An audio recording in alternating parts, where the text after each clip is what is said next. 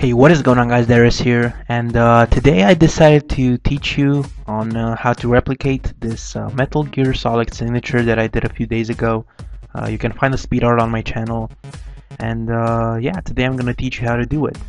You can also download the PSD if you go on my channel to the speed art of this signature. So make sure to download it. And yeah, okay, that should be it. Let's pass on into Photoshop and let's see what we're gonna do. So first thing that you have to do is have some good resources, and right now we need a background, and this is by far my favorite background for making signatures right now.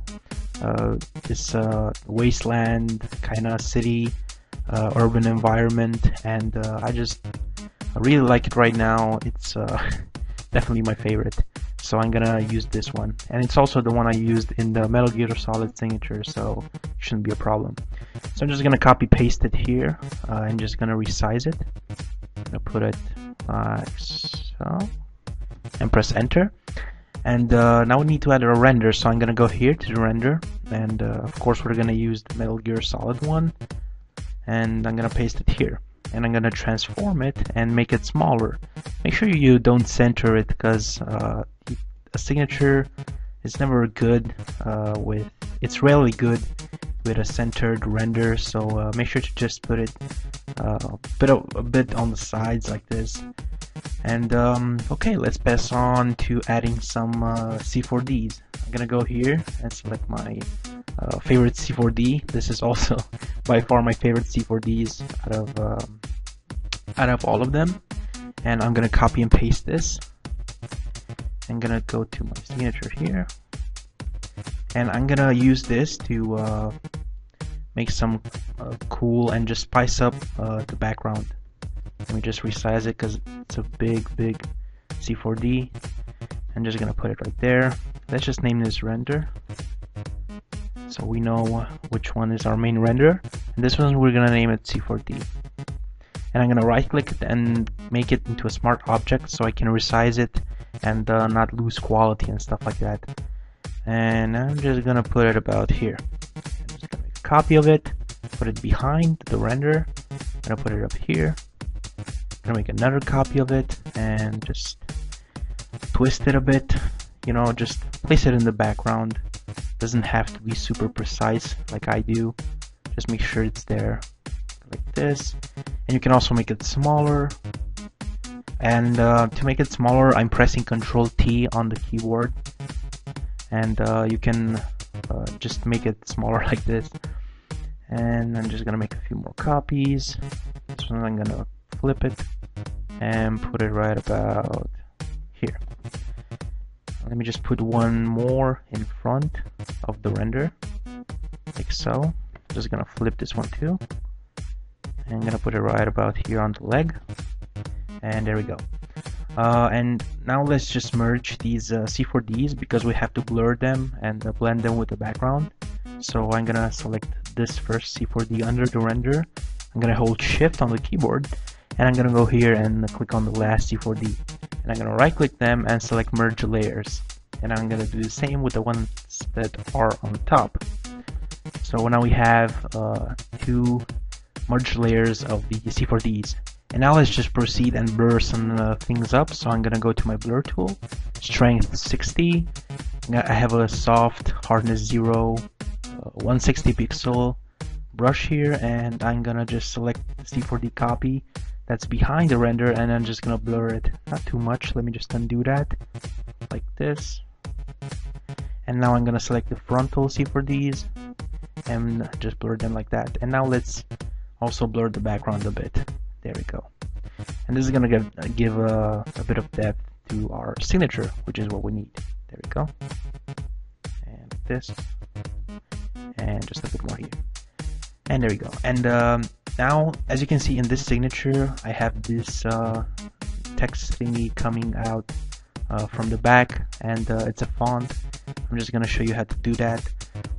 So I'm gonna grab my text tool, and I'm gonna select the font. It's called Akihabara Hyper, Japanese stuff, and I'm gonna click here, and I'm gonna type Metal Gear Solid all in one sentence, and I'm gonna make it about 20 pixels. Let's see, 20 pixels like so, and we have it here.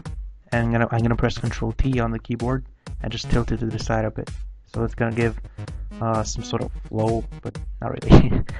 I'm just gonna press Enter, and this one I'm gonna move this layer here, the text layer behind the render, and I'm gonna make a copy of it now, and I'm gonna move it a bit to the side and just put it a bit more so a bit more up, so it doesn't look exactly like the one under. And as for the color, I'm gonna click here, and I'm just gonna sample a color from the C4D. Actually, I'm gonna switch positions, so I'm gonna put this under here, and I'm gonna move both of them right here. Now we actually have to do the same thing on the other side. So with these two text layers selected, hold Shift on the keyboard, and then click on this group icon here, and it's gonna make a group of this text. And now we're gonna copy and just gonna duplicate this group. I'm gonna press Control T on the keyboard with the group selected, and gonna right click and select flip horizontal, and just gonna move this here like so. And there you go. That's basically how you add that text in the background. And I'm gonna make the font available in the description, so you guys can download it and do the same. Now let's add some light effects. I have this light square iPad thingy. Let me just make the image a bit smaller because it's like really big. I'm gonna make it 300. And I'm gonna copy paste it here like so. And I actually need to change the color a bit, so I'm gonna make it smaller like this. And I'm gonna go here to my gradient map. I'm gonna select gradient map. And now I'm gonna select this orange color here, and I'm gonna click OK. I'm gonna right click here and select create clipping mask, and this is gonna create a clipping mask to the lights. And now we select the gradient map and put the blending mode on color, and this is gonna make our yellow colored lights. I'm gonna right click it again and select merge down. So now it's gonna basically make this these lights are gonna remain on one layer, and they're gonna be yellow. So I'm just gonna hide this so we have a backup copy, and I'm gonna put this on screen on the copy that we already have, and I'm gonna put it about there. I'm just gonna have to erase the top part and duplicate this and transform it, flip it around, you know, and put it there. Now let's put some on the text. So I'm gonna put it up like so, and transform it again, just put it like so, and we're gonna do the same on the other side, only that we have to flip it again and put it about there, and just go around like that. You can also change the colors around. You can choose like a blue or something.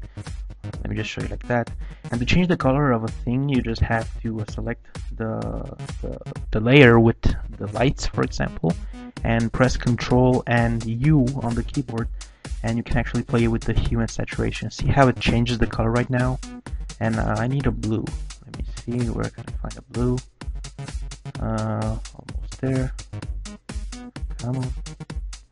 It's a green. I think this is a blue. I don't know, whatever, this looks not good. Okay, we almost had, there we go. Whatever, purple. Who cares?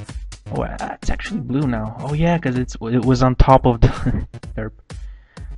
It was on top of the yellow. And I'm gonna put it here, and let me just put a bit more on the other side, and there you have it. Now let's put some lights behind the render. So I'm just going to make a few more copies of it, and just gonna drag it behind the render like this. Here's the render, and here's the lights layer that I just made. I'm gonna put it around here, just to add more effects to it, you know, just to make it pop out a bit more. And there we go, a bit more here, like so, and on the other side, and there we go. And now we need to add some adjustments, so we're gonna go on top of everything. Let me just group these. So I'm gonna select these, I'm gonna group them, I'm gonna select the things under the render and group them too. And now we're gonna add some adjustment layers, like some curves, some levels and stuff like that. I'm gonna click here and select gradient map, and I'm going to go to my violet and orange gradient map, and I'm gonna put this on soft light, and I'm just gonna lower the opacity a bit, let it to about 13. Now we're gonna go to our photo filter and select a cooling filter LBB, and I'm gonna change the density to about 14, 15. Gonna add a new photo filter, and I'm gonna put it. I'm gonna select this cooling filter 82, and I'm gonna choose the density to about 8. And now I'm gonna have to add some curves, and I'm just gonna lower this a bit down and put this a bit up, so the render just stands out more. And I'm going to select the blue here from the RGB, and I'm gonna just put this up, put this line up here, and I'm just gonna put this down here, so it looks like a greenish kind of thingy there. And now we have to sharpen the render, so I'm gonna make a new layer, and I'm going to go here to image and then apply image and then OK. And what this is gonna do is it's gonna put your entire signature on one layer. So I'm just gonna call this applied image. There you go. And this is the image that we're going to have to sharpen. So I'm gonna select my sharpen tool here, and I have on strength 16 right now, and I'm just gonna sharpen only the render here, so it just stands out more. And a thing that I forgot to add is a light, so I'm gonna make a new layer. Actually, I'm gonna just redo this. I'm gonna go here on top. There we go. I'm gonna call this light, so it just stands under the adjustments. And I'm gonna select a big soft brush. I'm gonna select white and just click once here, here, and here, and here. So there's just some light coming out from the background. And I'm just gonna click once here and lower the opacity a bit to about 17%. Now let's proceed to sharpening the image. So I'm just gonna apply it again, and I'm gonna select my sharpen tool and sharpen the render here, like so. And this is gonna put out your render a lot more. I think that's it. You can also add some more adjustment layers, some more gradient maps and stuff like that. You just have to play around with them. Let's try this one. This looks really cool. Gonna put it on soft light? Yeah, maybe. Yeah, this looks really nice. And yeah, that's about it. I hope I was clear in the tutorial. I think I spoke a bit fast. I don't usually do this, but I hope you enjoyed it. Make sure to check the description, because I'm gonna have the resources used in this tutorial, so make sure to click the links and download them and try to replicate this tutorial. And this is gonna help you to just basically start making signatures, and yeah, that's basically how we all started. And by making signatures and stuff like that, this is going to help you to proceed to photo manipulations and to make larger pieces. And yeah, this is going to just help you teach you the basics. Now I hope you enjoyed the tutorial. Subscribe for more, and cheers.